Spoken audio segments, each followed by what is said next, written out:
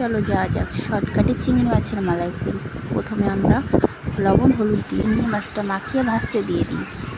তারপরে পেঁয়াজ রসুন আদা লঙ্কা টমেটো জিরে ধনে সব একসঙ্গে পেস্ট করলাম। তারপর আগে থেকে যে নারকেলটা ভিজিয়ে রেখেছিলাম তার দুধ বের করে গরম মশলা তেজপাতা তেলের পরে দিয়ে দিলাম, যেটা আর চিংড়ি মাছ ভেজে তোলা তেল ছিল।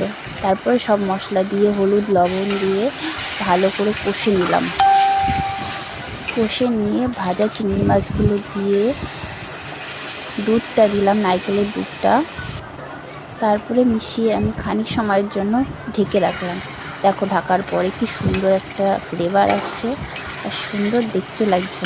এরপরে আমি চিনিটা অ্যাড করেছি, দেখাতে পারিনি, একটু মিষ্টি দিয়ে নামানোর আগে ঘি দিয়ে, ওফ কি সেন্ট বেরোচ্ছিলো। ঘি দিয়ে আমি নামিয়ে দিলাম।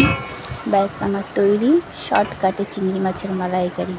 তোমরাও বাড়িতে ট্রাই করতে পারো শর্ট চিংড়ি মাছের মালাইকারি।